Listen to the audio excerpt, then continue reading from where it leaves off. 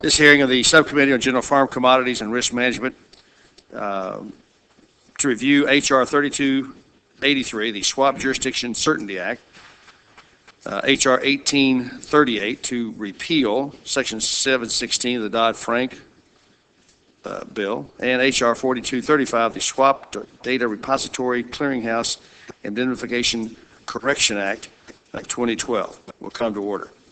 Well, good morning, and I want to thank all of you for joining us. I'd like to extend a warm welcome to our panelists today, Mr. Chuck Weiss of Intercontinental Exchange, Mr. Paul Stoltzman of the Clearinghouse, Mr. Keith Bailey, Barclays Capital, and Michael Brodson, the Depository Trust and Clearing Corporation. Gentlemen, thank you for being here.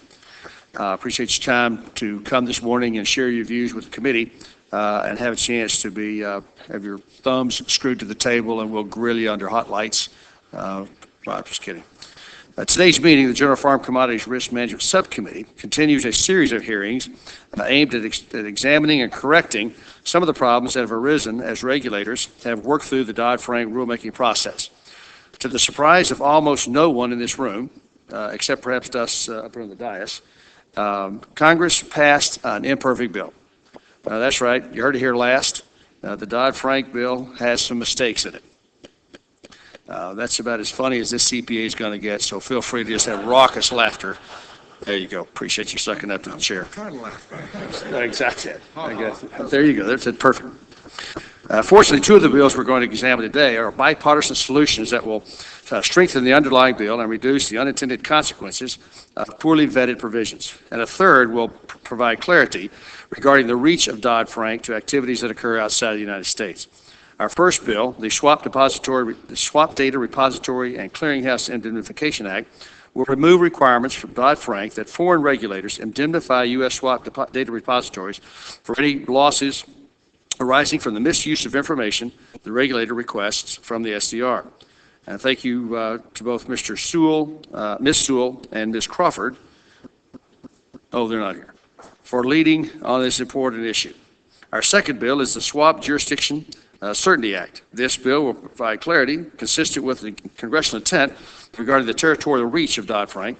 Providing this certainty will not only help market participants prepare for the new regulations, but it will support coordination and harmonization with our international counterparts.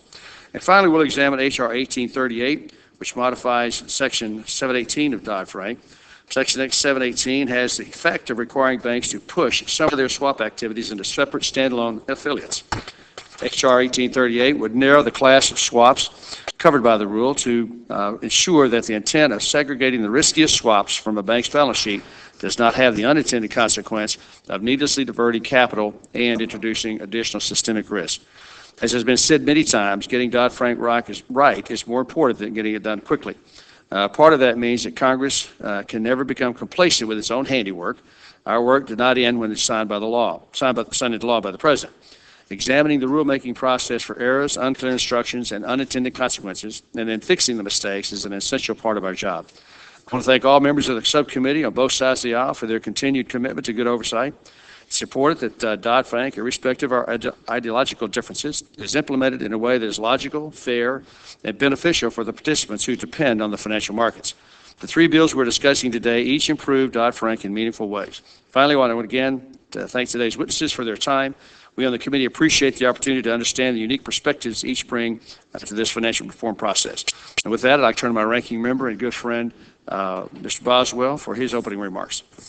Well, thank you, Mr. Chairman, and just preliminary for my short remarks here, we don't always agree, but you know what, it's kind of interesting for us, the relationship, because I like you.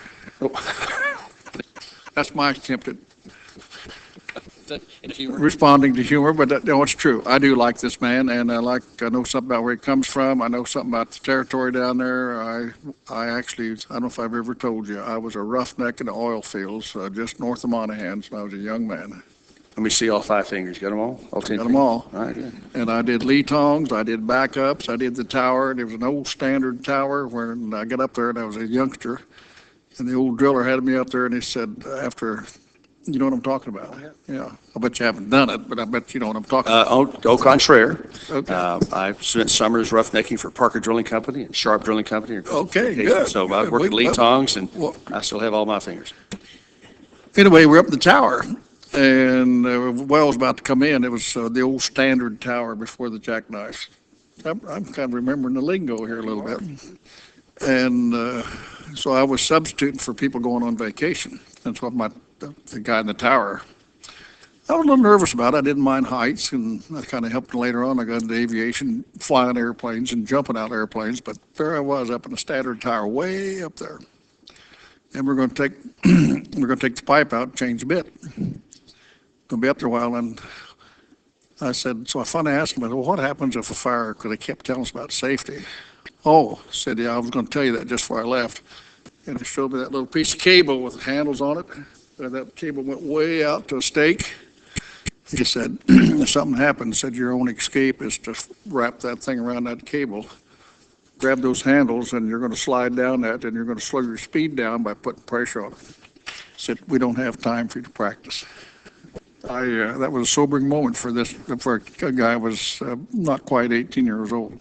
Well, but you'd have been motivated to do it. It was called the Geronimo line, and it's politically incorrect today to call it that. But Yeah. Well, anyway, so I do thank you and for the little dialogue there, but that's a little background. And I want to thank our witnesses and everyone for joining us today as we review the implementation of Dodd-Frank and the Reform Act, global derivatives, and so on. I'm proud to say that this committee is generally one of the more bipartisan operations in the House of Representatives. And I think you just seen the reason why. In this effort, Chairman Conway and I have introduced legislation, not before today, but legislation I hope makes it to the House floor for passage, H.R. 1840, which would improve cost-benefit analysis and operations at the CFTC. Agricultural and the financial markets have a unique relationship that we need to be reminded of more regularly. Since the passage of Dodd-Frank, I have been monitoring the changes in this bill and the regulations surrounding it to ensure that farmers, producers, and their communities are not hurt by another financial market crisis. I think it's clear to financiers that the hedging risk is a critical aspect of running a successful farm operation, and doing so is good business for rural cooperatives and banks and producer communities. However, we must remind ourselves that not only does the integrity of our financial market impact our commodities, but that our financial market relies on the commodities that hardworking Americans produce. Without them, there will be no basis for the derivatives traded among our banking institutions today. The market was created in Heartland to improve the commodity market and preserve the value of bulk commodities and seasonal goods in the face of unforeseeable risks such as drought, flooding. This reliance and integrity of our markets are critical to our nation for jobs, a healthy economy, and affordable food. Distortions of commodity values in trading have a negative impact on our long-term economic outlook and often place unfair costs on commodity consumers, such as the speculation on Wall Street that some of us think raises gas prices on consumers.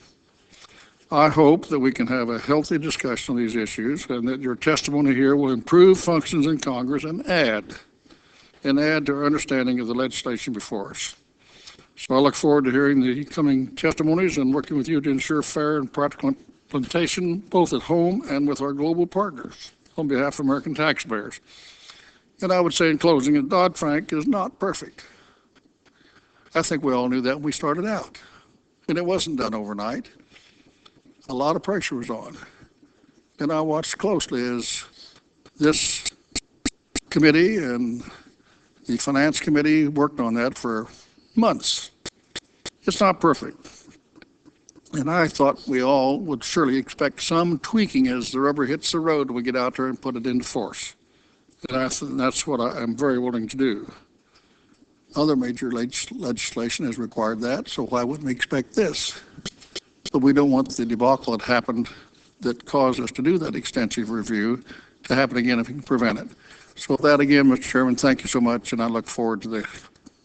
Well, thank the ranking member. Remind the chair that requested other members submit their opening statements for the record so the witnesses may begin their testimony and to ensure there's ample time for questions. I'd like to introduce our panel now. First up will be Mr. Chuck Weiss, President, Chief Operating Officer of Intercontinental Exchange in Atlanta, Georgia. And Mr. Paul Stoltzman, he's President of the Clearinghouse Association, LLC, Executive Vice President, General Counsel, the Clearinghouse Payments Company, LLC, New York, New York. Mr. Keith Bailey, Managing Director, Fixed Income, Currencies and Commodities Division, Barclays Capital, on behalf of the Institute of International Bankers, New York, New York. And Mr. Michael Botson, COO of the Depository Trust and Clearing Corporation of New York, New York. Thank you, gentlemen. Mr. Weiss, 5 minutes. Chairman Conway, Ranking Member Boswell, my name is Chuck Weiss. I'm President and Chief Operating Officer at ICE. I appreciate the opportunity to appear before you today to testify on the extraterritorial application of the Dodd-Frank Wall Street Reform and Consumer Protection Act, and in particular, the Swap Jurisdiction Certainty Act and Swap Data Repository and Clearinghouse Indemnification Correction Act of 2012. Since the launch of our Atlanta-based electronic OTC energy marketplace in 2000, ICE has expanded both in the U.S. and internationally. Over the past 10 years, ICE has acquired or founded derivative exchanges and clearinghouses in the U.S., the U.K., and Canada. As such, ICE is uniquely impacted by the financial reform efforts in the U.S. and abroad. ICE has been supportive of the global financial reform efforts. Appropriate regulation of derivatives is of utmost importance to the financial system. However, the broad mandates of the Dodd-Frank Act create great uncertainty for international transactions and global businesses. While the CFTC and SEC have issued dozens of proposed and final regulations implementing the Dodd-Frank Act, to date, neither agency has defined what activity has a direct and significant impact on the United States. In particular, many of the CFTC's final rules require ICE to come into compliance without knowing whether our business is within the scope of Dodd-Frank. Therefore, ICE welcomes the introduction of Bill 3283, the Swaps Jurisdiction Certainty Act, which would make two important clarifications to Dodd-Frank by defining U.S. person and non-U.S. person and by clarifying the applicability of Dodd-Frank requirements on international transactions. ICE believes that Bill 3283 is an important step toward redefining what transactions and participants are subject to Dodd-Frank. In addition, ICE supports the introduction of Bill 4235, the Swap Data Repository and Clearinghouse Indemnification Act. One of ICE's subsidiaries, TradeVault, has applied for registration with the CFTC as a Swap Data Repository, or SDR. Section 728 of Dodd-Frank requires foreign regulators to indemnify an SDR for any expenses resulting from litigation for data provided by the SDR to the foreign regulator. ICE believes that this provision is in error, as most foreign regulators would be legally unable to indemnify an SDR. This would result in forcing an SDR to create separate subsidiaries in other countries to provide swaps transparency to foreign regulators. ICE has always been and continues to be a strong proponent of open and competitive markets and appreciates the opportunity to work closely with Congress and regulators in the U.S. and abroad to address the evolving regulatory challenges presented by derivatives market. Mr. Chairman, thank you for the opportunity to share our views with you. I'd be happy to answer any questions. Thank you, Mr. Weiss. Mr. Saltzman, 5 minutes. Chairman Conway, Ranking Member Boswell, and members of the subcommittee, my name is Paul Saltzman, and I'm President of the Clearinghouse Association.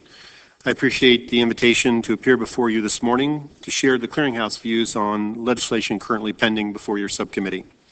The Clearinghouse was founded in 1853 and today is the nation's oldest banking association. We're a nonpartisan advocacy group that represents the interests of our owner banks on a variety of legal, legislative, and regulatory issues. Our members include the largest U.S. commercial banking organizations, including regional banks, as well as several leading non-U.S. domiciled banks. The Clearinghouse has been asked to testify on 2 of the 3 legislative proposals on this morning's hearing agenda. But before I do that, I would like to make clear that we are not here to advocate for fundamental changes to Title VII of Dodd-Frank, nor do we take issue with the underlying policy goals in Title VII to increase transparency in the derivatives markets, identify and mitigate against risk in the financial system, and promote overall market integrity. We embrace those goals. I'm here, however, to express our strong support for 2 thoughtful, targeted, balanced, and bipartisan bills, neither of which would in any way undermine the protections afforded by the new regulatory regime established in Title VII. Let me start with H.R. 1838, and one clarification of my own. My comments today are addressed to the bipartisan substitute amendment adopted by voice vote last month in the House Financial Services Committee, not the original bill as introduced in the House. The legislation would essentially do 4 things. First, it would permit banks to engage in swap activity for hedging and other similar risk mitigating activities that are directly related to the bank's activities. Number two, it would allow banks to engage in a broader range of swap activity than currently permissible under Section 716, other than structured finance swaps. Third, it would eliminate any ambiguity that bank exemptions to the push-out rule are also available to uninsured U.S. branches and agencies of non-U.S. banks. And finally, the bill would clarify that the push-out rule does not apply to swap activity conducted outside the United States between a non-U.S. swap entity, which includes a non-U.S. branch of U.S. depository institution or a non-U.S. subsidiary, and a non-U.S. counterparty. We believe these modifications to Section 716 would preserve benefits that are derived from centralizing swap activity in a single entity. Enactment of 1838 would also reduce the competitive disadvantages that U.S. banks currently face under Section 716 as compared to their non-U.S. bank counterparts that are not subject to the similar push-out requirement and likely never will be. Let me next turn to the Swap Jurisdiction Certainty Act, H.R. 3283. H.R. 3283 also involves the scope of certain Title VII requirements and is intended to provide clarity regarding the extraterritorial impact of Title VII. The statutory language itself makes it clear that the requirements of Title VII do not apply to activity outside the United States unless such activity has a direct and significant connection with activities in or effect on commerce in the United States, or an entity seeking to evade U.S. law and regulation.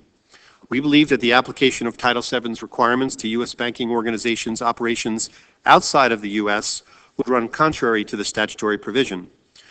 Concerns have been raised that absent this statutory clarification, the CFTC or the SEC could apply Title VII broadly to U.S. banks' non-U.S. operations in a manner that's inconsistent with Title VII. Specifically, the regulators could seek to apply these Title VII requirements both to non-U.S. subsidiaries of U.S. banks, as well as to non-U.S. branches of U.S. banks that register as swap dealers, even when the activity conducted by such non-U.S. operations occurs outside the United States. An extraterritorial application of these requirements would create an unlevel playing field for U.S. banking organizations that compete outside the United States with non-U.S. banks that would be required to register as swap dealers under Title VII. Extending the scope of Title VII to non-U.S. transactions will also have a negative impact on commercial end users and will make their hedging activities more costly and less efficient. Although the scope of extraterritorial application of Title VII remains uncertain and subject to final rulemaking and regulatory interpretation, H.R. 3283 would provide the legal certainty necessary for market participants and end users and more clearly defining Title VII's intended extraterritorial scope. In summary, the Clearinghouse and its members strongly endorse swift passage and enactment of these two bipartisan bills. Thank you very much for your time and consideration. Appreciate the opportunity to testify, and we'll be pleased to answer any questions you might have. Thank you, sir. Mr. Bailey for 5 minutes. Chairman Conaway, Ranking Member Boswell, and members of the subcommittee. My name is Keith Bailey. I'm a Managing Director in the Fixed Income, Currencies and Commodity Division of Barclays, where I have responsibilities for evaluating and implementing the changes to our derivative businesses globally resulting from the enactment of Dodd-Frank. I'm very pleased to be here today to testify on behalf of the Institute of International Bankers, the IAB, in support of H.R. 3283, H.R. 1838, and the Swap Data Repository and Clearinghouse Indemnification Correction Act of 2012. The IIB represents internationally headquartered financial institutions from over 35 countries around the world. Its members include international banks that operate branches and agencies, bank and broker-dealer subsidiaries in the United States. In the aggregate, our members' U.S. operations have approximately $5 trillion in assets, contribute to the depth and liquidity of U.S. financial markets, and provide 25% of all commercial and industrial bank loans made in this country, which includes agricultural lending. H.R. 3283, the Swaps Jurisdiction Certainty Act, introduced by Representatives Himes and Garrett, was approved yesterday by the Financial House Services Committee. This bill provides certainty with respect to the extraterritorial application of the Dodd-Frank Act, allowing for the harmonization of derivative regulations and ensuring there is a level playing field between U.S. and foreign banks with respect to their cross-border swap activities. The swap markets are global markets that permit investors access to a range of risk management products and investment opportunities across a range of international financial markets. Many countries are working to supplement their existing regimes to incorporate derivatives clearing and market transparency reforms similar to those of Dodd-Frank, pursuant to the commitments made by the G20 leaders in September of 2009. The Dodd-Frank Act recognizes the need for international coordination of swaps regulations, as well as the need to limit the extraterritorial application of Title VII. The extraterritorial application of Title VII is a very real concern. For example, different regions may take different approaches regarding what products need to be cleared, what exemptions, if any, there will be for certain market sectors, and how collateral is to be protected by clearinghouses and clearing members. H.R. 3283 brings much-needed certainty to the question of extraterritorial reach of Title VII. The bill makes certain that internationally headquartered banks' non-U.S. swap and security-based swap transactions will not be subject to U.S. regulatory requirements. The bill also provides certainty for both U.S. banks and the U.S. operations of internationally headquartered banks with respect to their swap and security-based swap transactions with non-U.S. persons. With respect to internationally headquartered banks that register as swap dealers under Title VII, the bill makes certain that such banks may satisfy the capital requirements of Title VII by relying on their home country capital requirements, provided that such home country requirements are comparable to those expressed under Title VII, and the home country regulator is a signatory, and that the home country bank is a signatory to the Basel Capital Accords. In this way, the bill recognizes the resource constraints of U.S. regulators and that U.S. regulators should leverage, rather than duplicate, effective foreign supervision while still retaining their ability to apply U.S. regulations where inadequate protections exist. The bill recently approved by the House Financial Services Committee, H.R. 1838, was amended to modify rather than repeal Section 716. The IIB supported that amendment, co-sponsored by Representatives Himes and Maloney, and the bill's sponsor, Representative Hayworth, as it provided U.S. branches and agencies of foreign banks parity with insured depository institutions. The bill was reported by the committee on a voiced vote. The bill fixes an unintended and acknowledged oversight in the drafting of Section 716 that has resulted in the disparate treatment of uninsured U.S. branches and agencies of foreign banks as compared to IDIs. The general prohibition under Section 716 relating to federal assistance applies to both U.S. FDIC-insured banks and uninsured U.S. branches and agencies of foreign banks that are swaps entities. The general prohibition is, however, subject to several important exclusions, grandfathering provisions, and transition periods, but these apply only to IDIs. As a result, Section 716, IDIs can continue to engage in certain traditional swap dealing activities, including dealing in interest rate swap and foreign currency swaps, and to use swaps for hedging and other similar risk mitigating activities. Uninsured U.S. branches and agencies are facing a cliff come July 2013, by which time they must have pushed out all of their existing swap positions and ongoing swaps activities. This will be very disruptive to markets and end users. Many swap dealers have thousands of clients that would be affected. The assignment or novation of these agreements would almost always require counterparty consent, and without agreement, there is the prospect of litigation. Given that swap dealing is typically conducted as an integral part of a bank's overall lending and other non-swap business, the failure to rectify this situation could have a major impact on the commercial and industrial lending in the U.S. by international banks. Uninsured U.S. branches and agencies of foreign banks are subject to the same type of safety and soundness examination and oversight as U.S. banks, and there is no reason to treat them differently than U.S. banks. Indeed, doing so represents a significant departure from the long-standing U.S. policy that U.S. branches and foreign agencies of foreign banks are subject to the same rules, regulations, and oversight, i.e., national treatment as U.S. banks. In this connection, we would like to bring to the committee's members' attention another instance in Dodd-Frank where the term insured depository institution is used, unintentionally excluding the U.S. branches and agencies of foreign banks. The definition of swap dealer in section 721 provides that an IDI shall not be considered a swap dealer to the extent it offers to enter into a swap with a customer in connection with originating a loan with that customer. As a result, potentially any uninsured U.S. branch or agency of a foreign bank will have to register with the CFTC if it enters into a swap in connection with its lending activities. Requiring these uninsured U.S. branches and agencies to register would have an impact on their willingness to lend in this country and strain the supervisory resources of the CFTC. In closing, I would like to express my support for the Swaps Data Repository and Clearinghouse Indemnification Act of 2012, and I thank you for the opportunity to testify today. On behalf of the IIB, we urge the committee to consider and approve these important bills, and I'm happy to answer any questions. Thank you, Mr. Bailey. Mr. Botson. Thank you. Chairman Conway and Ranking Member Boswell and members of the subcommittee. My name is Michael Botson, and I am COO of the Depository Trust and Clearing Corporation. DTCC is creating a global trade data repository system for all swap asset classes, including interest rates, credit default swaps, foreign exchange, and commodities. We applaud the leadership of this subcommittee and the sponsors of the bills, Representatives Sewell and Crawford, for holding today's hearing on bipartisan legislation to ensure effective swap transaction reporting for monitoring systemic risk in global financial markets. DTCC has been working diligently with regulators in the U.S. and globally to address these issues, but it is clear that a legislative fix is needed.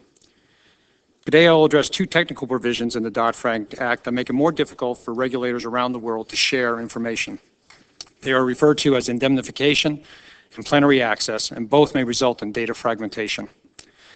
The first issue, indemnification, is an immediate problem. Many regulators worldwide are unable or unwilling to provide an indemnity agreement. The concept of indemnification is unfamiliar to them and inconsistent with their traditions and legal structures. More plainly, though, foreign government agencies will not indemnify private third-party entities such as SDRs. The indemnification provision is also not needed in light of the current international data sharing guidelines developed through the cooperative efforts of more than 40 regulators worldwide, including the CFTC, SEC, and Federal Reserve. Without an indemnity agreement, U.S.-based repositories would be legally prohibited from providing regulators outside the U.S. with market data on OTC derivative transactions under their jurisdictions. The clear risk is that global supervisors will have no viable option other than to fragment data globally by creating local repositories to avoid indemnification. DTCC strongly supports H.R. 4235, which will remove the indemnification provisions from Dodd-Frank and make U.S. law consistent with existing international protocols. This legislation will go a long way to ensuring global regulators can effectively monitor systemic risk. However, resolving indemnification without addressing the second issue, plenary access over the data held within an SDR, still makes it likely that swap data will be fragmented by jurisdiction. Addressing both issues concurrently can preempt a future crisis for information sharing. Dodd-Frank gives U.S. regulators direct electronic access to data held by the SDR. This provision was intended to ensure immediate access to swap data in machine-readable format. However, non-U.S. regulators are concerned that direct electronic access may be interpreted too broadly by the U.S. agencies to gain plenary access to all swap data they hold, including data for transactions with no identifiable nexus to U.S. regulation. This is unworkable because the scope of an SDR can be broader than just U.S. data, and regulators should have access to only that data to which they have a material interest. Concerns over plenary access will again lead to data fragmentation. DTCC fully supports regulators having plenary access for SDR supervision activities related to the operation of the SDR and transactions held within it with a U.S. nexus. However, we oppose plenary access for other purposes because non-U.S. financial firms executing transactions without a U.S. nexus will avoid reporting their trade data to a global repository if that data could become subject to U.S. regulatory access. As an example, global data may be held in the U.S. for purposes of aggregation for public transparency and systemic risk oversight. However, if this leads to U.S. regulators claiming access to non-U.S. transactions, foreign participants and regulators will raise concerns over confidentiality and prevent the data from being aggregated. If data fragmentation occurs, regulators, including the SEC, CFTC, and Office of Financial Research, would face the daunting and time-consuming challenge of having to aggregate data from multiple repositories for purposes of market oversight and systemic risk mitigation.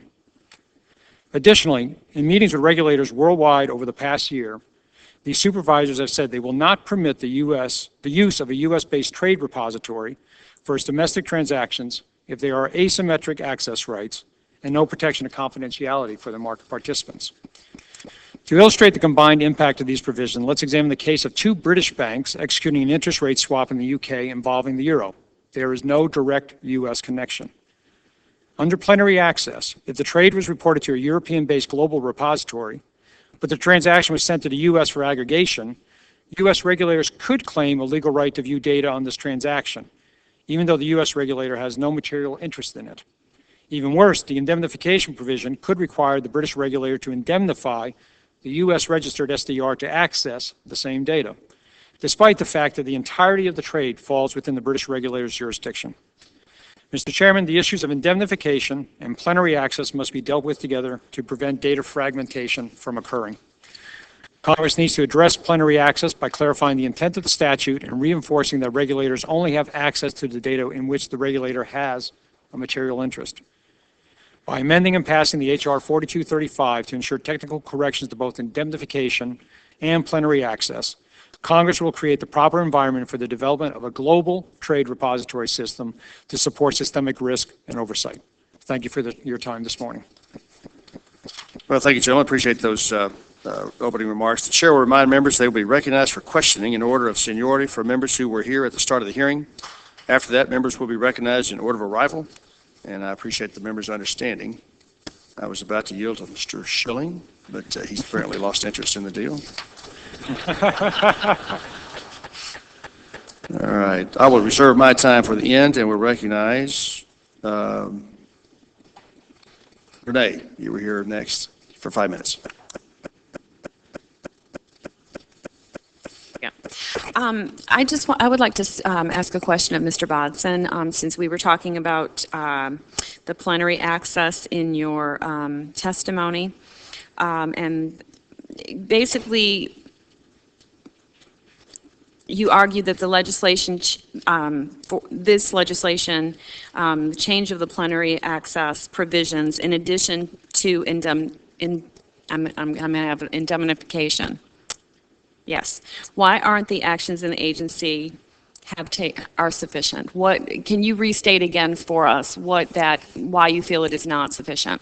Well, I think there is legal uncertainty with global regulators over the issue of plenary access. It is in the legislation. People respect the law. And while we are working with both the CFTC and SEC to clarify their approach, the level of certainty that is encompassed in having legislation fix the issue and clarify exactly what plenary access means would provide a great level of comfort and avoid the data fragmentation. So it's a legislative issue. Legislation should fix it. Okay. For Mr. Bailey and Mr. Saltzman, as you know, the CFTC recently finalized the swap dealer registration rule. In the absence of guidance on the territorial scope of Dodd-Frank, how are you preparing to comply with the rules once it's in effect? And I'll start with Mr. Saltzman and then Mr. Bailey. I think our member banks are engaged in a duplicative exercise of planning for every possible contingency. Obviously, our members are committed to complying with the law, but unfortunately, the regulatory agencies have not yet issued any pronouncement, and it's very, very difficult. There are corporate structural issues, there are documentation issues, capital issues, funding issues, and unfortunately, banks and swap dealers are having to plan for a multiplicity of contingencies, which obviously adds a layer of inefficiency and cost. But there's tremendous legal uncertainty right now, which is why I think we urge the committee to swiftly pass 3283.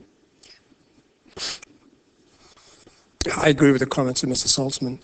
This issue is presenting some very real difficulties for a number of international banks who are simply not knowing which entities they need to register, the extent of that registration requirement, And the obligations that registration brings in terms of a requirements to have accounting requirements, a compliance officer, and a whole variety of regulations that rightly stem from registration. But it's impossible to properly assess which entity should register. And that can affect the entire structure of the business. So we think this is unfortunate. The approach I think that the banks have little option but to take is to explore every avenue as to which may wind up that they have to do something that is unexpected. So they're having to ready themselves for every outcome, and that's an expensive exercise. Sure, that's very difficult to do. And I have a little more time, so Mr. Weiss, do you anticipate that the U.S. rules governing clearinghouse will be comparable to the regulations in foreign jurisdictions, and what is the risk if they are not? I think we're very concerned about that. The U.S. is pretty far out in front of the rest of the world, and so we operate a large clearinghouse in the UK, clearing CDS, commodities, and so we're trying, as managers of those businesses, we're trying to plan. We're looking at Dodd-Frank capital requirements for members, all of the other implications there. That clearinghouse is also a U.S. DCO, which means that it's registered with the CFTC and capable of clearing U.S. swaps business as well as U.S. futures. So that kind of dual registry, which is important, I think, for serving global markets like commodities, like FX. It's going to be critical that those rules are harmonized and that they're as close as possible. Otherwise, I'm not sure it's going to be pretty messy, quite honestly. I think there's a good history up until now of between the CFTC and the FSA in terms of mutual recognition, cooperation, information sharing, recognition of comparable regulation, not exactly the same regulation. And so our hope is that as the rulemaking continues, that there'll be some harmonization there. Great. Thank you, Mr. Chairman. I yield back the remainder of my time. Thank you, ladies. Time has expired. Mr. Bosworth, 5 minutes. Well, thank you, Mr. Chairman. A couple of questions, and I'll try to cut them. We have several to arrive, so I want them to have some time. The whole panel, those supporting H.R. 3283 in the past, our regulators and foreign regulators have worked together to respect each other's respective jurisdictions and, in the words of Mr. Weiss, lead to greater harmonization of regulation, yet allowing foreign regulators to oversee their institutions. Is there anything in the law that prevents the regulators from continuing this approach? The language of concern that you cite has not been interpreted yet by the CFTC and the SEC. Can they not read the language in a manner consistent with this past cooperative approach with foreign regulators? We just go across. I'd like for all comment. Would care to. Mr. Weiss. I'm not sure. Is the question, is there anything preventing regulators from cooperating in the future as they have in the past? Not to my knowledge. Can they? Can they? I think they can. I think from a practical standpoint, as we see here today, regulators, certainly the FSA and the CFTC, are struggling with staffing. There's a lot of attrition in those agencies.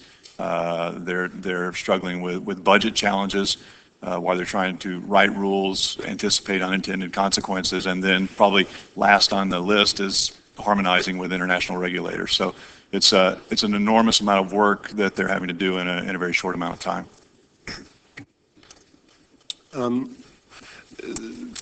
Several agencies are involved in the picture. It's the SEC, the CFTC, the Fed. Obviously, we've been focusing an awful lot on the UK regulators, but the derivatives market is a global marketplace. And as we indicated, legal certainty is critically important. So even if you could get to that normative goal of perfect harmonization, you have a sequencing and timing issue where the U.S. is readily apace at appropriately adopting many of the implementing regulations that provide the protections that we support. But you do have complexities as a result of that timing. So legal certainty at a statutory level would bring together the agencies and provide clarity to the marketplace. As you know, the provision in the statute requires that the regulators reach out and try to reach harmonization with the international regulators. I think that they are attempting to do that. It's a challenging issue, which I think is accentuated by the timing differences that are arising between the U.S. rules and the rules that are coming into play in Europe and Asia. But there's absolutely a requirement that they do so, and we believe that that is an achievable objective.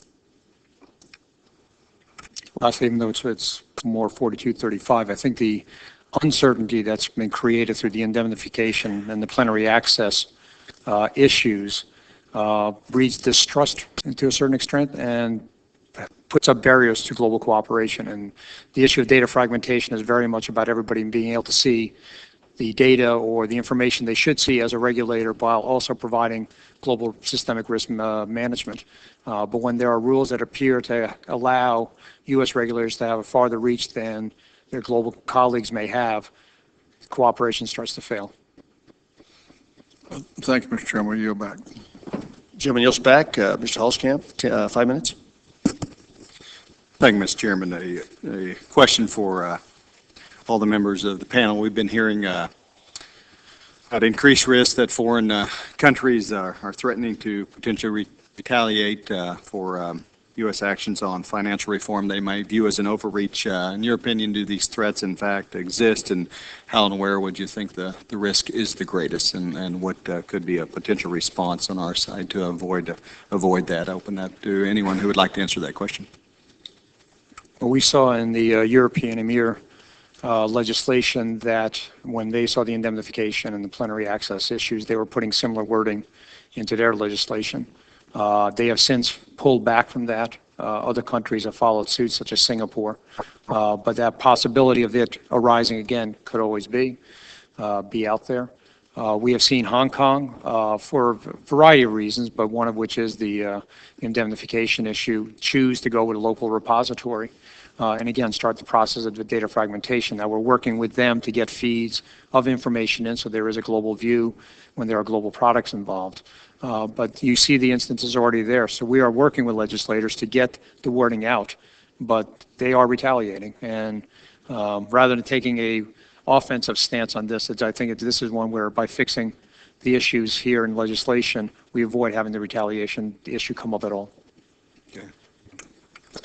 I agree with that. I would also note that in the EMIR legislation that was recently agreed in Europe, which deals with principally with the clearing issue and the market infrastructure issues, at the last minute they introduced a provision which is extremely comparable to the Dodd-Frank extraterritorial provision. The language is very slightly different, but I think it deals with direct and foreseeable impact on the EU. And that it allows ESMA, the regulatory body, to impose a clearing and an uncleared margin requirements on transactions that are outside the EU, which meet that standard of having a direct and foreseeable impact on the EU. And our understanding is that was inserted as a cautionary available tool to allow them to take essentially whatever action the U.S. Through its interpretation of Dodd-Frank may choose to direct towards Europe. So I think it's a very real risk that the Europeans will take a corresponding view whatever the U.S. lands on this issue. Mr. Saltzman. Jurisprudentially, there's appropriate theories regarding for the jurisdictional nexus, and it really requires some nexus to the United States. And I think as we hear from some of the domestic regulators, they really are breaking new ground, possibly regulating overseas activities that will undoubtedly result in retaliatory measures. It is literally breaking ground by regulating activities that have no foreseeable nexus to the United States. I think it should be a source of concern for everyone.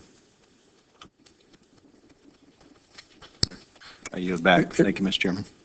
I could just maybe add one more point. Yes, sir. But in relation to the Volcker rule, which is obviously a very different context, I think you've seen a sense of the regulatory response from the offshore regulators as to the potential impact that will have on their shores and on their markets. And whilst it is a different context, I think it sets the tone.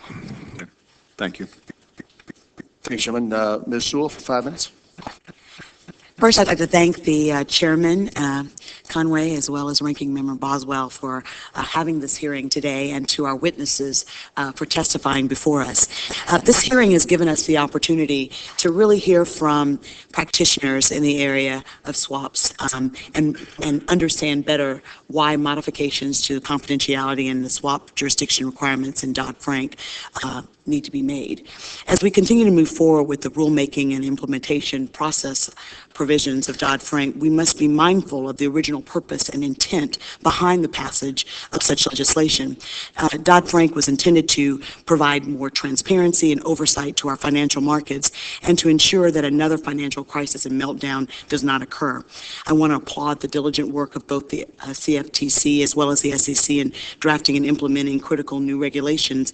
And I also would like to remind us as members of Congress that we must continue to make sure that we hone and refine and clarify any provisions that may be unintended consequences of such regulation. Having said that, as a former practitioner in the securities industry, I was a lawyer at Davis Polk & Wardwell for over 7 years, and as a practitioner myself, drafting swap contracts as well as derivatives, I understand fully the implications of and the unintended consequences with respect to especially the indemnification provisions that are currently being required by Dodd-Frank, and that's why I'm a co-sponsor of HR 4235. My comments or questions are really directed to Mr. Bodson. Wanted you to talk a little bit more about the systemic risks involved in not correcting the indemnification provisions, as well as helping to eliminate and talk a little bit more about the data fragmentation that would occur if we don't correct that provision. Sure, thank you very much. Transparency of accurate and comprehensive data is a very powerful tool for the markets and for regulators. Uncertainty over that data, it breeds risks, it breeds inappropriate actions. So let's roll the clock back a little bit and go back to the Lehman event in that weekend, when the markets obviously were in a state of flux and high anxiety. There were market rumors about what was going to be happening with Lehman, whether Barclays was going to buy portions of the business and the debt. And if you think back to that weekend in September of 2008, you had the Washington Post and the Financial Times and the New York Times start speculating about what were the level of payments that were going to be made on the credit default swaps on Lehman debt. And the numbers started going from $50 billion to $100 billion to $200 billion. I think it culminated with a $400 billion number. You could see the markets starting to quiver, saying, where is everybody going to come up with $400 billion, given what was going on in the marketplace? At that point, Fed President Geithner was asking, what's the real number? As a result of the trade information warehouse we have for credit default swaps, we knew with a pretty high level of certainty that the actual number was $6 billion. We knew because we had a comprehensive database of global positions. It was clean data, it was active data, and we knew the number was a very accurate number, so we issued a press release, and you could see the tension going down immediately. It's just an example of what happens when you have a certainty over a number, that you can provide the markets and the regulators with a clear picture of what is happening. If that $400 billion number had continued to float out there, the Asian markets would have melted down, and it would just exacerbate what was already a horrible situation in the marketplace. So comprehensive global data gives regulators the ability to manage systemic risk. They still have the access to the underlying data for their constituents or their parties of interest, but by having that global view allows things to be put in the context. If it starts fragmenting, putting the pieces together again, it's Humpty Dumpty revisited. Thank you for that. I understand that your company is currently operating a trade repository for credit default swaps. Can you please explain the impact of the indemnification and plenary access requirements on how your company shares information with global regulators? Sure, there's been a great level of global cooperation through the OTC Derivative Regulators Forum, this group of 40 regulators who have come together to create a protocol, and the CFTC, SEC, and the Fed have all been involved in creating that protocol to allow regulators to come in and get comprehensive data on credit default swaps. They go to one place. They come in through what we call a regulatory portal. They can do their inquiries as to the parties of interest and get that information back immediately. If we did not have the trade information warehouse, they would not be able to do that. They'd have to go to repositories around the world, pull the information together, get rid of duplicative transactions, try to standardize data schemas. They would never be able to get a comprehensive view on a regular day, much less during a period of stress. Right now, they get it. Thank you so much for your testimony. Thank you. Billy's time has expired. Mr. Nagelbauer for 5 minutes. Thank you, Mr. Chairman. This is a question for Mr. Bailey and Mr. Stoltzman. You know, commodity swaps, particularly for agricultural products, are very important to producers in my congressional district and other members. And it would be interesting to see what's your perspective on Section 716 and what its effects, if any, would have on hedging opportunities for the farmers and ranchers. Section 716, as you know, would require the push out of the commodity business into a subsidiary, which is not having access to the discount window. And the cost of doing that is multiple. Not only would that subsidiary would have to be independently capitalized, and that isn't a zero-sum game. That isn't simply a matter of moving capital from, the existing bank and putting it into the subsidiary. It's an additive requirement. That subsidiary would have to meet a certain basic credit worthiness in order to be a sustainable counterparty to the agricultural and community. It's unfavorable in terms of the risk management treatment, both on the client side and the bank side. It requires additional dedicated risk management people, and we see that this is a very real concern in terms of its translation into higher costs. I can certainly speak for Barclays, who is a meaningful player in the space of the commodities markets, that we are quite concerned about that issue in terms of what it would do to our ability to provide the kinds of prices that we do currently to our customers. And obviously, that isn't simply a matter of the trading customers. There are investment banking clients for whom we transact significant deals where the kind of larger hedges that attain to those and are important to be able to be done. Otherwise, the transaction really is at risk of failing to achieve completion. So we think that's your question is very pertinent, and it is something that it will translate to significant increased costs for those banks that are having to move down that subsidiary route. It's possible that others will find that it's simply too expensive a proposition to do that, and may in fact find themselves with little options but to withdraw from the marketplace, which gives the customers less ability to access market participants. Stoltzman. Yep. I would just add a few thoughts. Clients lose the benefit of set-off and netting, which is likely to artificially increase collateral and margin requirements to the benefit of no one. You also have various operational risks associated with the segregation, both, as Mr. Bailey said, from a bank's perspective, as well as from the end user's perspective.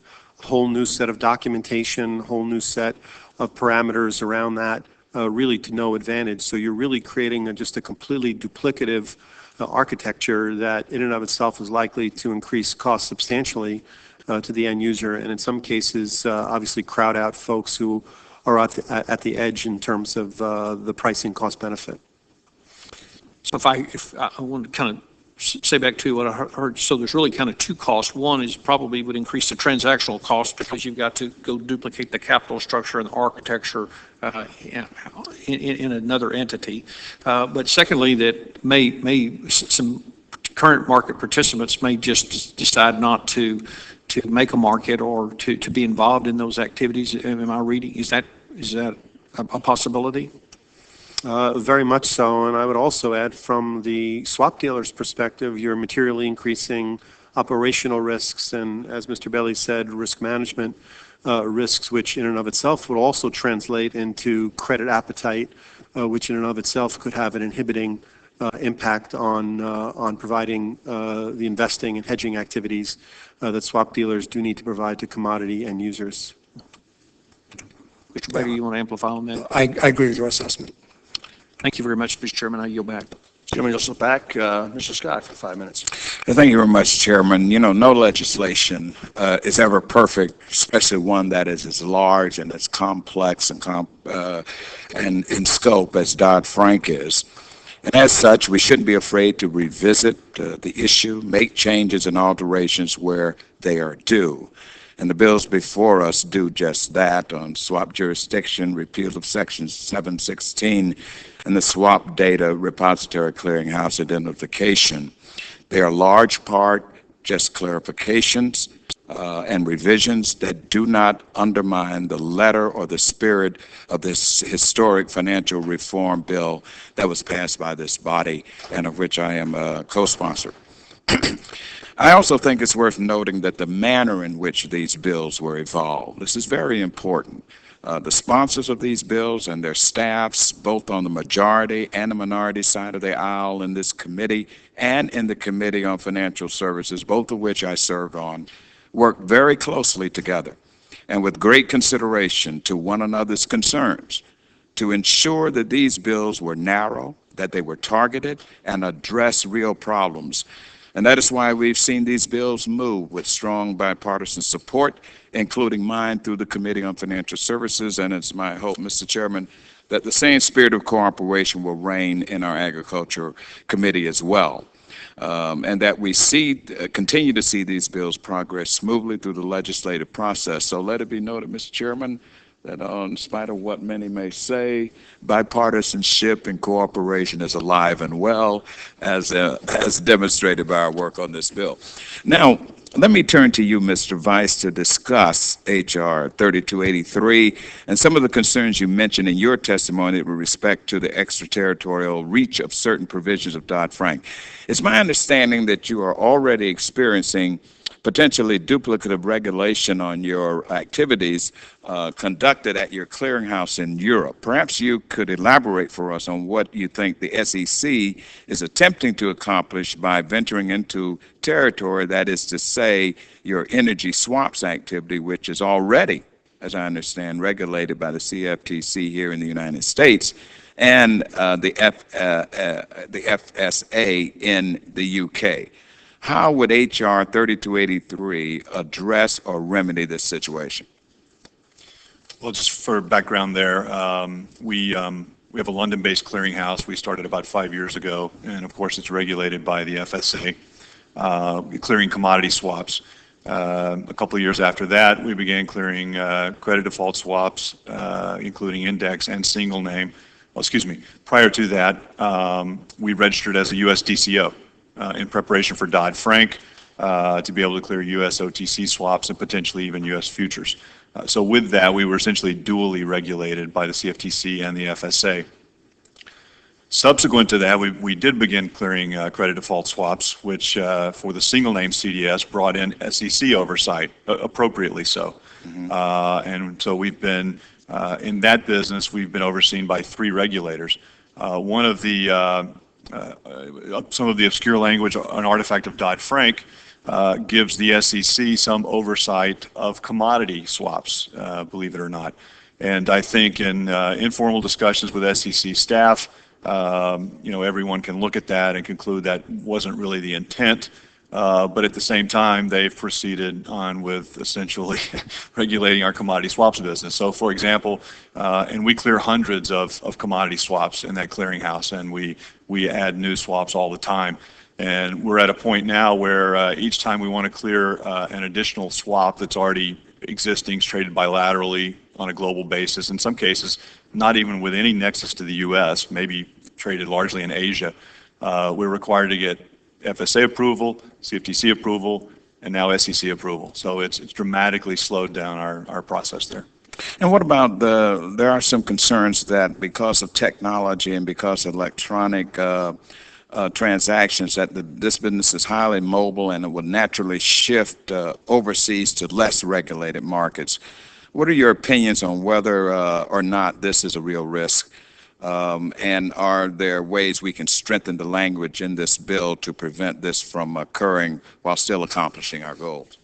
Yeah, it's definitely a real risk. In fact, the primary reason we built our own clearinghouse in 2008, we were clearing at the London Clearinghouse at the time, and their ability, the speed with which they could clear additional products for us was costing us business and was going to put us out of business eventually. So we needed to be in control of that part of our service, which includes getting regulatory approval for those products. So we've seen firsthand. It's a very competitive environment out there between clearinghouses globally.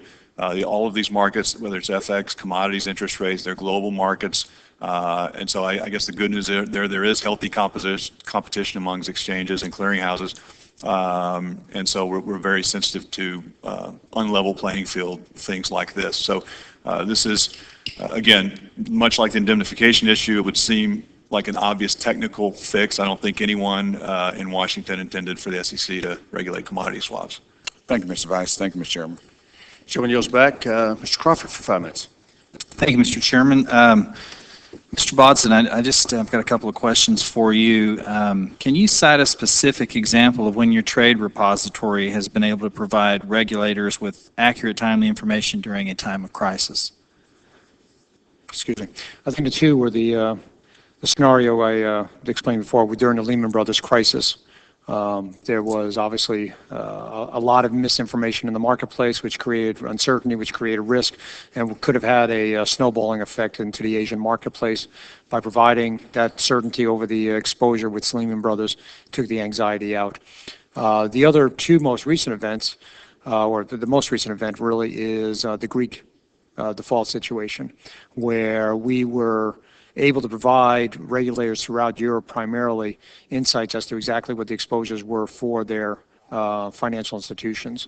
And again, by coming in, they were able to get a complete view, not only of the positions, but the counterparty risk that was involved, and allowed them to focus their efforts on where the exposure would be.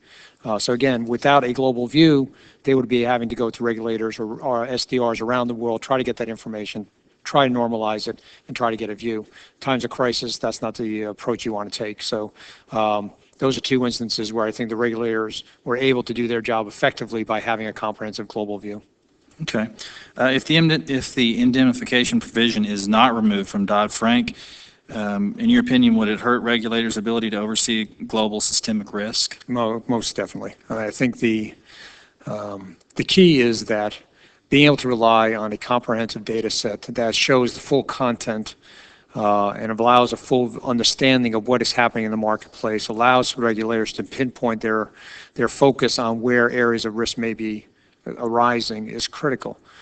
When you don't have that comprehensive view and you have inaccurate data, you have inaccurate information, you're going to have the wrong actions. You're going to be focused on the wrong issues. Very simply, I mean, the case that's been pointed out is AIG. If regulators had a sense of what was going on at AIG, would the issue have arisen to the level? You know, you're not going to be able to see it just by looking at an SDR, but it'll give you the telltale signs that I should be going in there, I should be looking at what's going on. I should be able to understand where that exposure is on a global basis. Without that information, when you start fragmenting it, you're never going to get that full view. It doesn't stop regulators from going into the firms or looking at specific transactions for market manipulation. They have those rights under their jurisdictions for the areas of interest. But by having that global comprehensive view also, it gives them a context they wouldn't have otherwise. I understand these two issues, indemnification and plenary access, are separate and distinct. Can you explain why Congress should legislate a resolution of both indemnification and plenary access, and are both of those issues adequately addressed in H.R. 4235? They are addressed in 4235. You can almost view them as two sides of the same coin. I mean, in one case, you're asking overseas regulators to provide indemnification, which is not a concept they're used to. It's a U.S. tort law issue. And they really are not going to be willing to give an indemnification to a private entity such as the SDRs. That will cause the fragmentation. The plenary access issue is one where there is concern that confidentiality will be breached. Under the ODRF, as I mentioned before, there is great levels of global cooperation and trust in terms of respecting each other's boundaries, in terms of what information will be accessed, who has the supervisory rights. If that trust is broken, you will see the same issue as indemnification. Regulators will not feel comfortable putting information into global trade repository. They'll start pulling the information back to local repositories, and you'll get data fragmentation. Back to my previous answer, systemic risk therefore becomes that much more difficult. Thank you, Mr. Botts. I appreciate all of you being here today. Yield back. Chairman yields back. Ms. Hartzler for 5 minutes.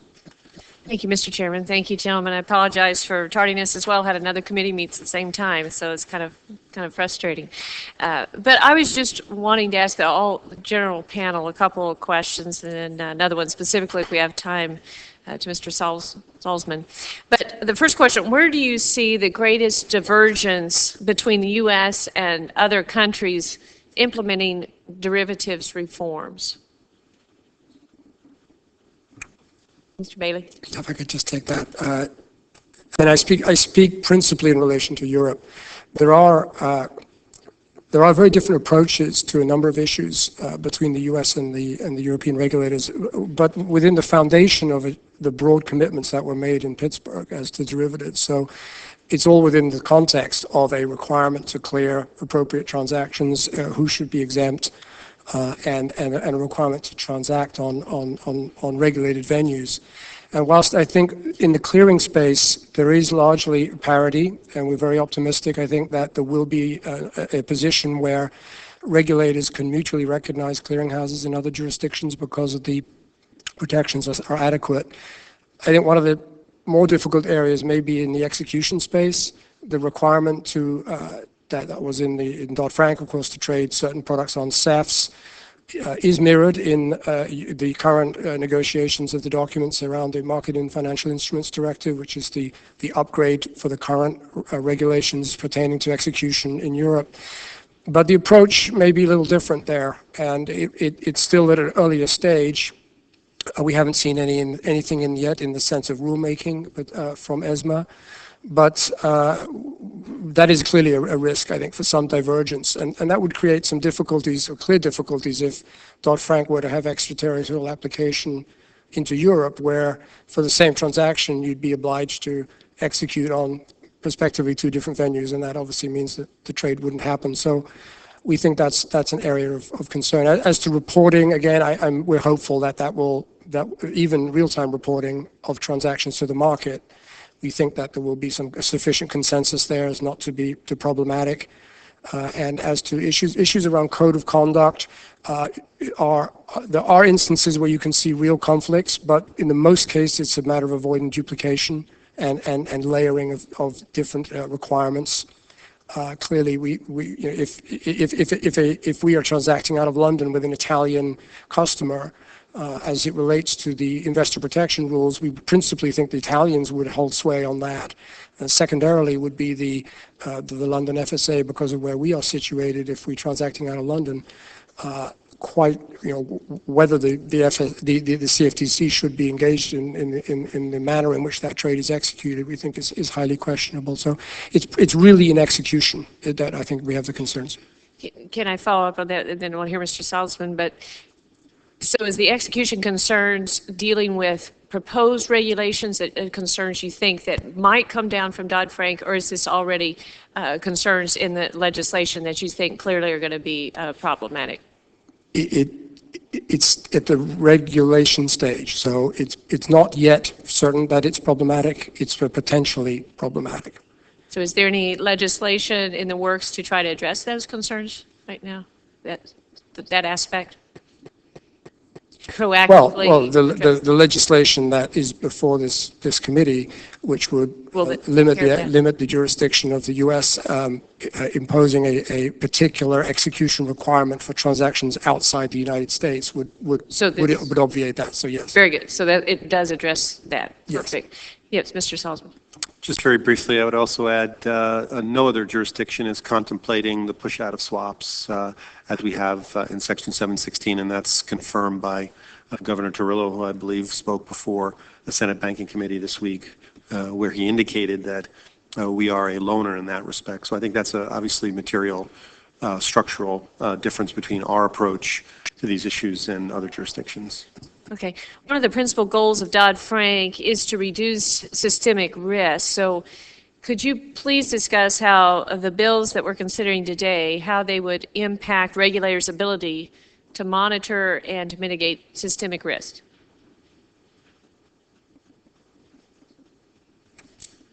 I'll speak for on the indemnification piece. I'll let the banks respond to the extraterritoriality bill.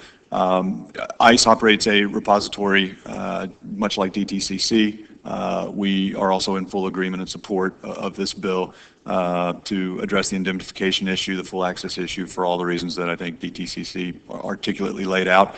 I think we probably have a little different. I think it's important to differentiate some of the reasoning that DTCC has given for that. I mean, if you look, the Dodd-Frank allowed and the CFTC has promulgated rules to allow multiple repositories. In other words, much like the clearing business or the exchange business, allow that to be a competitive landscape. That means that by default, there will be some aggregation of data across repositories. Regulators, particularly the CFTC, is very adept at doing this. They already aggregate data across exchanges and across clearinghouses, so SDR can readily be done as well. I think the unique problem that indemnification, these issues bring up, where we're in agreement with DTCC, is it gives rise to the possibility that a trade could actually end up in two different repositories. So say you had a foreign exchange trade, a euro-dollar trade with a U.S. bank and a U.K. bank.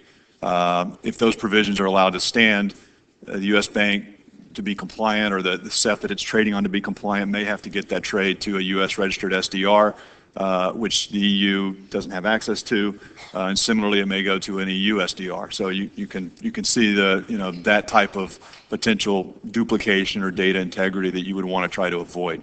But I think just the more operational issue of aggregating data is, I mean, that's the business we're all in, running computer systems. That's not rocket science. Okay. Thank you very much, gentlemen. Appreciate it. I think my time's expired. Certainly, his time has expired. Staying on that same theme, could each of you comment quickly or briefly on what the costs to you will be if we don't pass these corrections bills today, or if they don't get done and put to the president's signature relatively quickly? Again, I'll stay on the indemnification issue. We're assuming it doesn't go away. We're hopeful it does, but we will be registering separate entities with their own staff and resources and overhead. Certainly, for starters, we've already have an application in with the CFTC for a U.S. registered SDR, and once the rules are out in the EU, we would be registering as an SDR there, and we would have to have what presumably will be all of the physical plant and chief compliance officers and people on the ground, essentially duplicating what we're doing in the U.S. And then I assume probably in other jurisdictions as well outside the EU. Mr. Saltzman?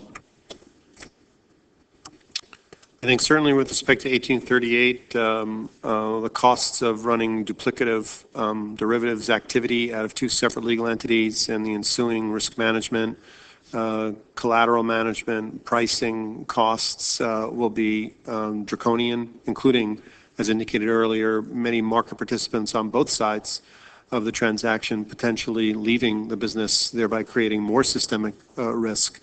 I think Chairman Bernanke and former FDIC Chair Sheila Bair, during the course of the debate, recognized the systemic risk associated with pushing the derivatives out to a less regulated, less well-capitalized legal entity. And I would say with respect to the ET Bill 3283, extraterritoriality, the tremendous legal uncertainty that continues to hang over the marketplace.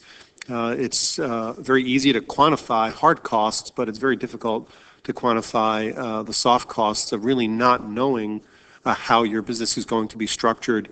It's almost proving the negative. What businesses are you not entering into? What businesses are you not? What business are you not doing because of that legal uncertainty?